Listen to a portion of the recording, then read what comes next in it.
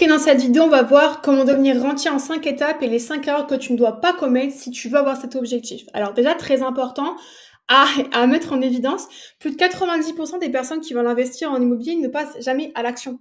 Pourquoi la plupart, vous pensez que c'est pas possible, que c'est compliqué, qu'il faut beaucoup d'argent, il faut beaucoup de temps. Et tu verras qu'en fait, il faut pas beaucoup d'argent, il faut pas forcément beaucoup de temps. Et surtout, c'est pas trop risqué si on fait les bonnes choses en avant. Donc, tu vas regarder cette vidéo et tu sauras pourquoi faut pas faire ces erreurs et pourquoi ce que je te dis c'est possible. Et justement, tu verras que le but, c'est de lancer ton patrimoine immobilier rentable et scalable, donc de pouvoir continuer en moins de 6 mois.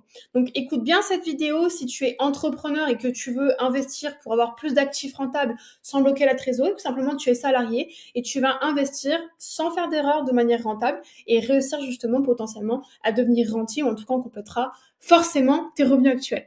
Donc globalement, si tu sais que tu veux générer des revenus passifs et scalables, bah, tu sais pas par où commencer, regarde cette vidéo parce que cette vidéo elle est vraiment faite pour toi. Tu vas voir avoir beaucoup de choses, donc reste bien jusqu'à la fin, ok?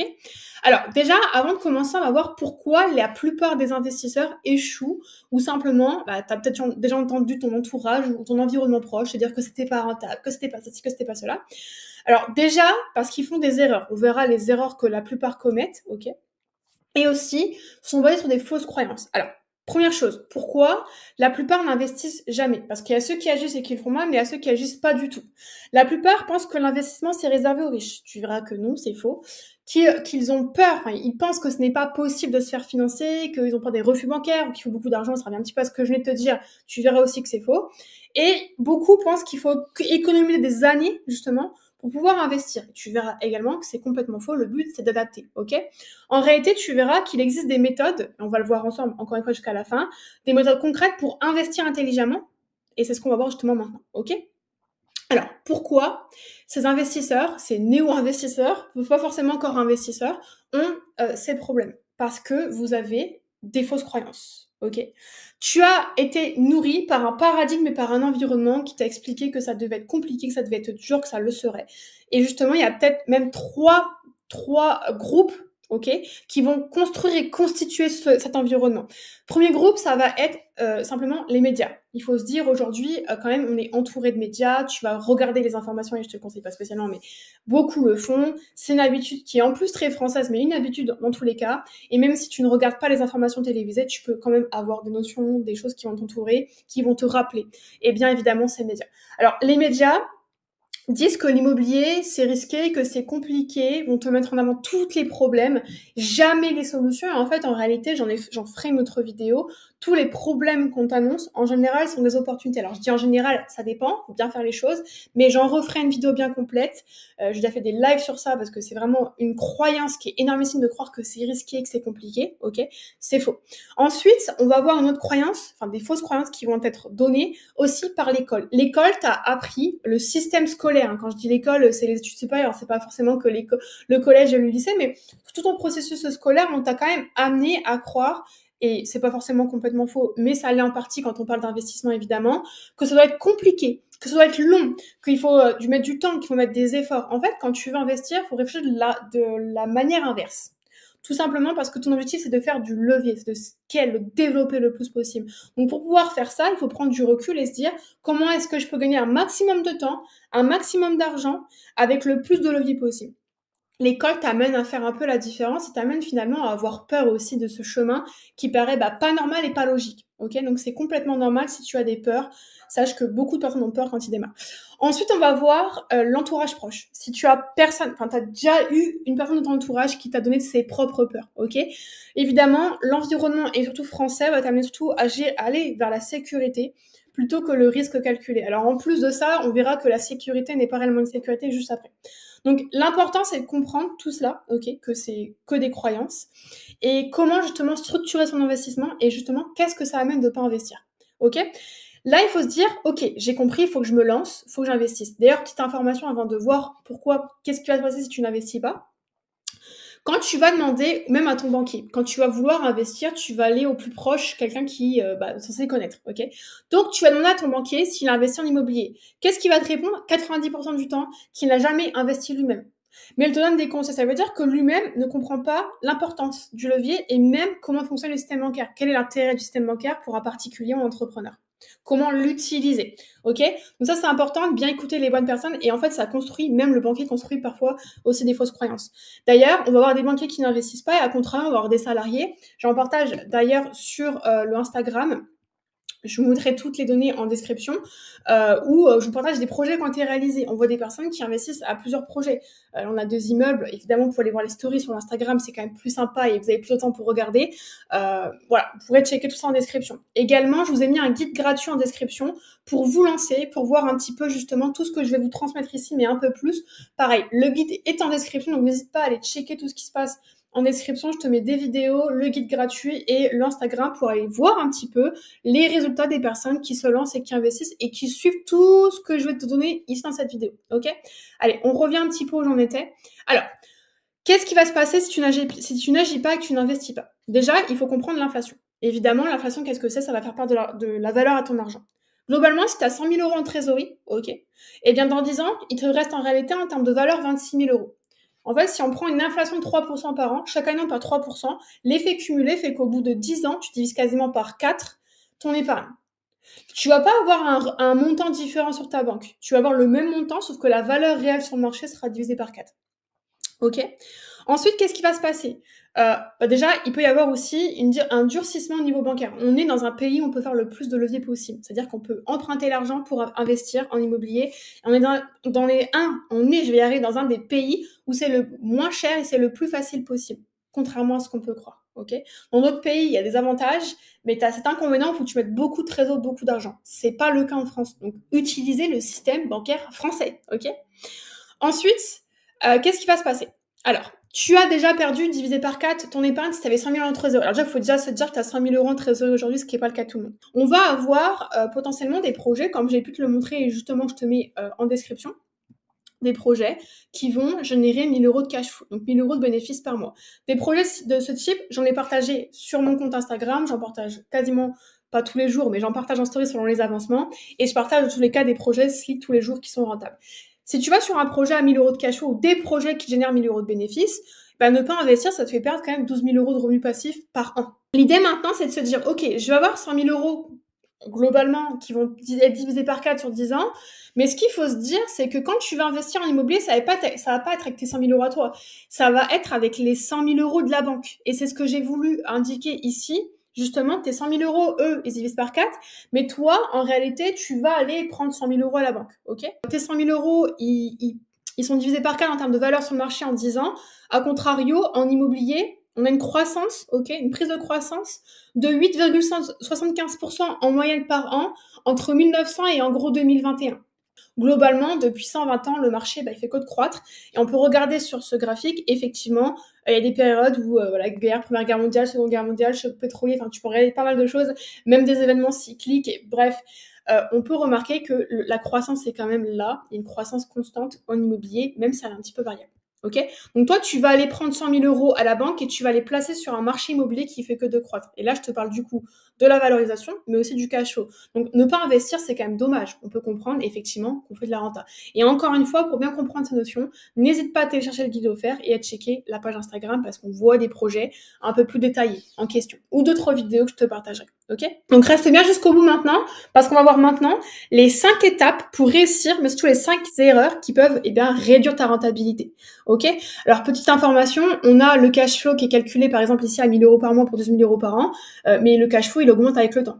Plus le temps passe, plus il augmente et du coup, plus le cash flow, il augmente aussi. Et plus tu vas pouvoir potentiellement investir et plus tu vas augmenter aussi tout ça. Donc, maintenant, on va voir les 5 étapes. Avant de t'expliquer tout ça, je voudrais quand même me présenter très rapidement. Moi, c'est Emine, j'ai investi en immobilier depuis 2018 et je suis coach en investissement immobilier rentable et scalable. Donc, rentable qui génère du cash flow et qui se valorise et scalable parce qu'on va structurer ton investissement pour que tu puisses continuer à investir si tu veux justement multiplier tes investissements. Let's go, on revient aux 5 étapes. Alors, les 5 étapes, quelles sont-elles plutôt? C'est de zoomer, hop. Alors, les 5 étapes. Première étape, ça va être de trouver les bons marchés immobiliers. On va pas viser les grandes villes, comme je te l'ai expliqué, mais les villes qui sont intermédiaires. Quand je parle de marché intermédiaire, c'est justement ni les petites villes sans demande, ni les grandes villes sur côté. on recherche un intermédiaire. Ça se fait de manière macro, mais aussi micro, hein. Donc, la ville en question, mais aussi dans la ville, les quartiers. Donc là, ça va être les marchés intermédiaires avec une forte demande locative et un prix encore qui est accessible. On trouve un juste milieu qui nous permet d'avoir et de la valorisation et de la rentabilité. Ça va d'abord passer par le marché, mais ce n'est pas tout. On va structurer aussi son investissement immobilier avec intelligence. Deuxième point très important.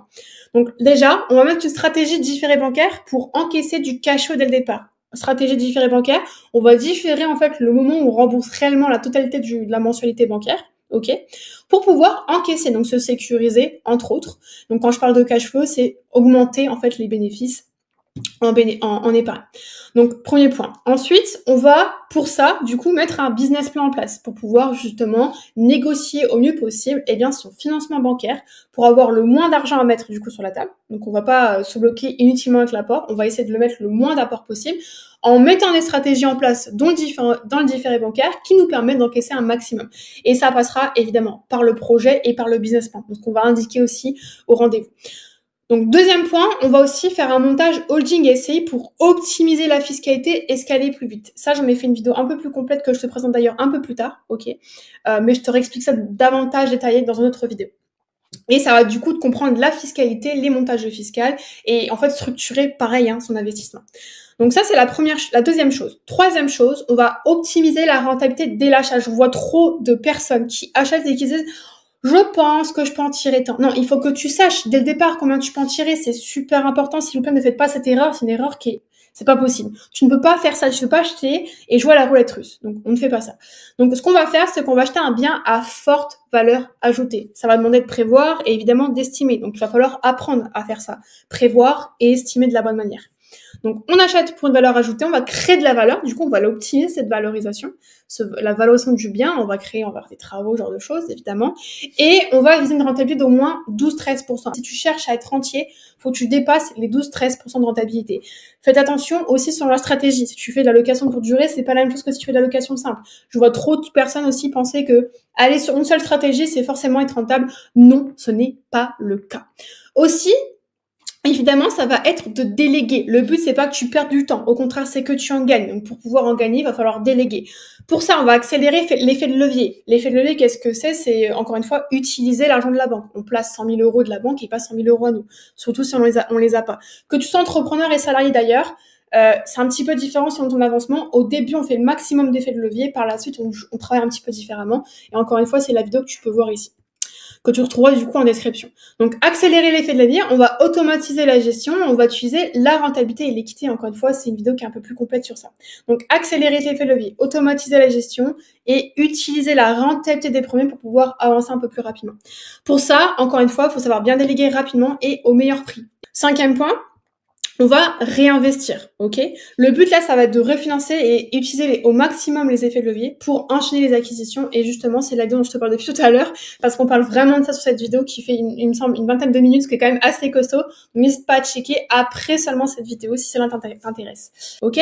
Donc ça, c'est la base. Évidemment, c'est les 5 étapes. Maintenant, on va voir les 5 erreurs, parce que c'est bien de faire ça. Mais qu'est-ce qu'il faut pas faire maintenant pour pouvoir justement continuer? Alors, premier point, acheter un bien sans potentiel locatif. Ça, c'est l'erreur numéro 1. Et je viens de te l'évoquer finalement. C'est le fait d'acheter, de se dire, OK, comme je louerai, je verrai après. Il faut que tu saches exactement tes chiffres en net. Il faut que tu connaisses ta rentabilité nette, ok? Donc déjà, il faut que ce soit rentable, mais que ce soit net. Donc pareil, stratégie location courte durée, c'est pas pareil que la location simple. Deuxième erreur, ça va être bloquer trop d'apport ou utiliser l'effet de levier. Alors au début, tu n'utilises le moins possible ton apport. Si tu en as, tant mieux, mais utilise le moins possible.